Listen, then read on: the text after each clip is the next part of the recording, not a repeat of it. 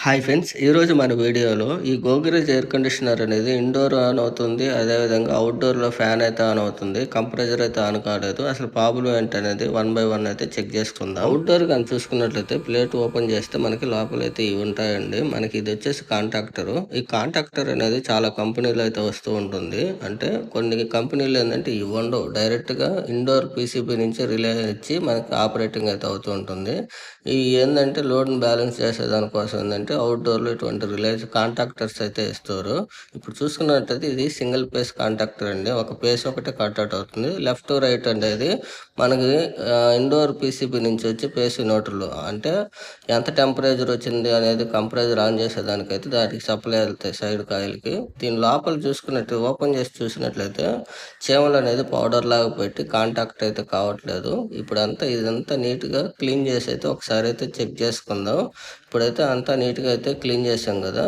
మనకి కంటిన్యూటీ అనేది ఇయేనండి. ఈ కాపర్ ప్లేట్లు అనేది మనకి ఆ ఇండోర్ నుంచి వచ్చే సప్లై వల్ల ఇవి క్లోజ్ అవుతుంది. క్లోజ్ అయినప్పుడు ఇన్, అవుట్ అనేది అంటే అవతల పక్క నుంచి ఇవతలకి సప్లై పంపిస్తుంది.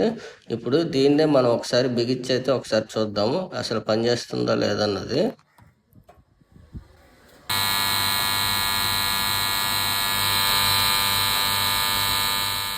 ఈ కాంట్రాక్టర్ అనేది చాలా ఎక్కువ సౌండ్ అయితే వస్తుందండి. ఈ కాంట్రాక్టర్ అనేది ఎక్కువ సౌండ్ ఎందుకు వస్తాయంటే కాయిల్ వీక్‌నెస్ ఉన్నా కూడా మనకి ఎక్కువగా ఇలాగే సౌండ్ అయితే వస్తూ ఉంటుంది. అందుకని ఈ కాంట్రాక్టర్ అయితే తీసేసి మనం కొత్త కాంట్రాక్టర్ అయితే వేస్తున్నాము.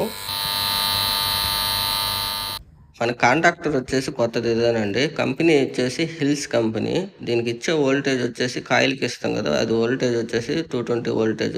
ఇది 30 ఆంప్స్ దాకా అయితే తట్టుకుంటుందండి. అంటే 30 ఆంప్స్ దాకా కూడా మనకి నిలబడతాయి. ఇప్పుడు ఇదైతే కొత్తదైతే ఏసి అయితే బిగిస్తాను. ఈ కాంట్రాక్టర్ అయితే మార్చేసామండి కొత్తది. ఇది న్యూట్రల్ అనేది డైరెక్ట్‌గా ఉంటుంది. పేస్ ఒకటి కాంట్రాక్టర్ కంట్రోల్‌లో ఉంటుంది. ఇప్పుడు మనకి సౌండ్ కూడా చాలా తక్కువగా ఉంది. యాంప్స్ కూడా మనకి కరెక్ట్‌గా తీసుకుంటుంది. అవుట్‌డోర్‌లో ఫ్యాన్ తిరుగుతుంది. కంప్రెసర్ కూడా ఆన్‌లో ఉంది. మనకి ఏసీలో ప్రాబ్లమ్ వచ్చేసి ఆ కాంట్రాక్టరే. ఆ కాంట్రాక్టర్ ఏసేతలకి అంతా నార్మల్‌గా అయితే రన్నింగ్‌లోకి వచ్చేసింది. Bye friends! నెక్స్ట్ వీడియోలో మళ్ళీ కలుసుకుందాం.